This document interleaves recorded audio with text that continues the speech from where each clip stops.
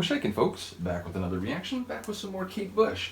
And we're going back to the 1982 album, The Dreaming. Wanted to give a big shout out to a number of people who commented very enthusiastically about this album when I did the reaction to Sat in Your Lap, which, again, a number of people helped like frame that for me. It's like an expression used to mean that, you know, everything is right in front of you, so that, you know, for you to appraise and contextualize and utilize. But ultimately, yeah, I really enjoyed the positive response to the first song of this album, and a number of people saying this is just an amazing album. Her at her most, you know, expressive, her at her most creative, and let's say like audacious or like boundary shattering. A number of people mentioned this is the first record where she has full, like, complete artistic control. She's the one working the machine. She's the one, you know, writing and arranging, and it's not really, you know, someone sort of like steering the ship with her, which, again, I get it. Like, when she first started, she was very young, and it makes sense that there were people, you know, helping her put out these songs and produce them. But again, it seems by this point, and based on what people have said, that this is when she really comes into her own and, you know, doesn't need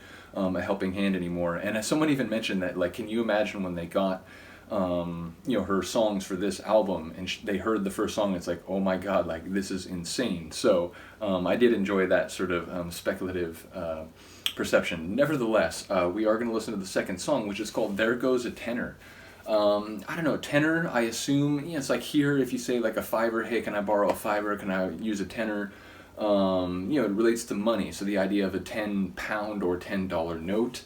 And so, yeah, whether that means, you know, it was an experience that was less than fully satisfying or did not provide whatever, you know, stimulus it was designed to transfer, ultimately it feels like the expression is being used in a, like, well, that was a waste of money. Like, there goes a tenor for nothing of value that I got in return. But even if that is the specific kind of, you know, rendering of the phrase, there's still so many questions that I know only Kate will be able to answer. So, yeah, my thought is that it may relate to like a £10 note, and one that maybe, you know, as I'm thinking of the expression, as I've heard expressions like that used, I would say maybe it's about using money and then feeling afterward like you didn't get much value, and therefore you might as well have just thrown it on the ground, just, you know, there goes a tenor. So we'll see if that has anything to do with it, or if even the word tenor is being used in the sense of currency. But let's get it. This is Kate Bush from the 1982 album The Dreaming, and it's called There Goes a Tenor. Okay, remember.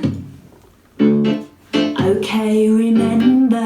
I like the voice is like just allowed half an hour to get into it and get out. The sense of adventure is changing to danger.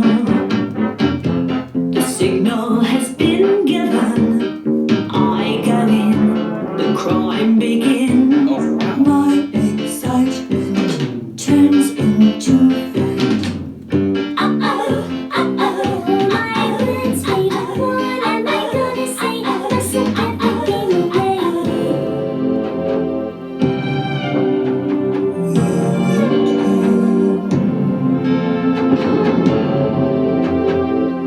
This is beautiful.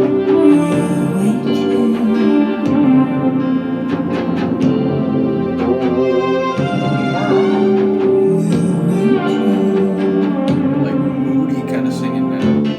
We got the job sized, the shop shop for business. The Almost like a ska lookout is feel. parked the car that kept the engine running. 3 beeps means trouble's coming. I hope you remember to treat the gelic night tenderly for me. I'm having dreams about things not going right. Let's leave in plenty of time tonight. Both my partners act like actors. There's no musician like her. Like, I don't even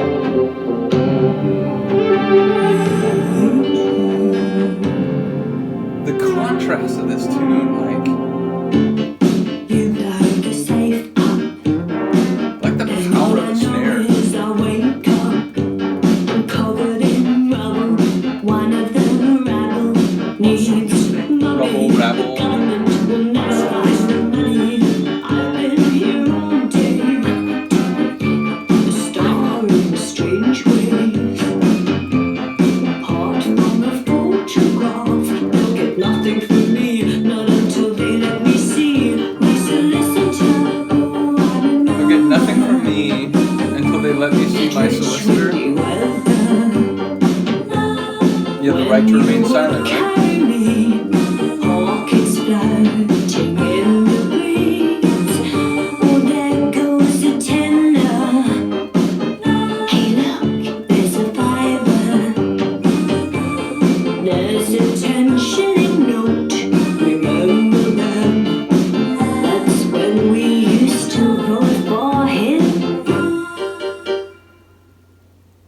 Oh my god, I like literally there's I don't know I'm going through a lot of creative people's work, but I feel like there's this when Kate eventually passes away, which hopefully is many many years from now. I feel like her brain needs to be like preserved and studied because I can't like come to terms with how one composes such like eccentric yet compelling material. So yeah, real like outside the box sort of tune, like again sort of like double-sided in that it had the real kind of energetic, almost like art rock ska kind of feel, but then the other sections like heavier, slower, more ambient, like moody kind of singing. Just bringing those different sides of the tune together and making it work is no small feat. So a really exciting tune, and one that just continues and extends my understanding of the way she's coming into her own and sort of doing these songs that like you really just have to experience it. It's like you could read the notes on the page, and which again I appreciate all the people helping me understand her lyrics, but I feel like her music maybe more than any other sort of like it's why I sort of engage with a song with as little like pre checking or anything in advance, because it's just this experience that like as when I'm listening to her tunes, I feel like I'm along for the ride, and I really don't know what I'm going to hear, but I know it's going to be insane and compelling. So this was, I think, one of the best examples of that. So yeah, getting a sense for how sort of audacious this album will be, even after only 2 tunes. And yeah, let me know what you think of this one. I really like this. So yeah, I will see you next time. Peace.